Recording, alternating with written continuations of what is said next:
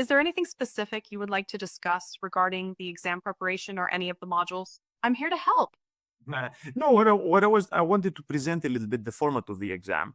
So what you've got is uh, per course, 4 different modules, and you have a separate exam for every module.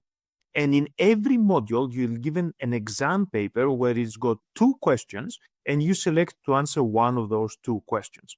You're going to have 45 minutes to write, plus some reading time per module. So 2 questions, you get to choose one. Does having a choice make things a little bit better for you, Linda? Yes, having a choice makes me feel a bit more at ease. I can select a question that I feel more confident about. It helps to focus my studying too. How do you recommend deciding which question to choose during the exam? Yeah, that's a very good question. The important thing to do is to read both questions really, really carefully before making your choice. Because if you see the first one and you think, oh, yeah, fine, that's something that I know about, and you start writing straight away, then you run the danger that halfway through you realize that you're not that familiar with the topic. So the safest thing for you to do is to read both questions carefully, then consider like where I to answer this. Do I have enough to write? Do I know enough about the subject? And then once you make your decision, stick with that decision. Because the worst thing that you can do is start writing, realize you don't know enough, and then reverse back and try and start a different question, because then you've wasted a great deal of time. How much do you think you can actually write in 45 minutes? That's great advice. In 45 minutes, I think I can write around 1,000 to 1,200 words, depending on how quickly I can organize my thoughts and structure my response. What do you think is a reasonable word count to aim for in that time? Yeah, that's an excellent topic. Now, remember that you're taking this exam online and you're going to have to type everything. So we no longer offer the ability to do a handwritten submission unless you benefit from extenuating circumstances that have been accepted already. So for the vast majority of the students, this is going to be a typed exam.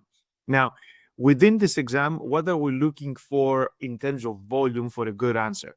I think you're in the right ballpark. Normally, people manage about 1,000 words, which if it was typed on a kind of reasonable font, it would be about 3 pages of text. To write 1,000 words, you need about 30 minutes of actual typing time.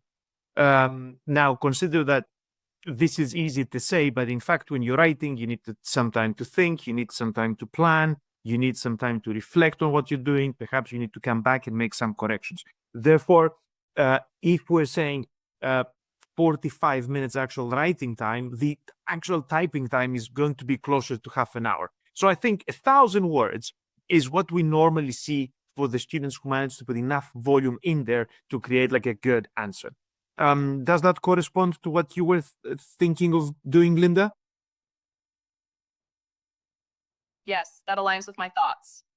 I realize I need to manage my time wisely during the exam to ensure I can plan, write, and review my answer within the 45 minutes. It's crucial to balance speed with quality. Thank you for the insights.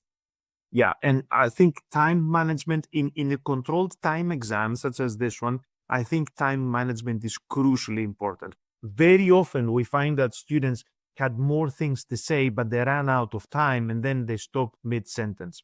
So this is something that you can acknowledge. If you're feeling that you ran out of time, instead of just finishing mid-sentence, just put in brackets, run out of time. So then your examiner knows why you kind of stopped halfway through.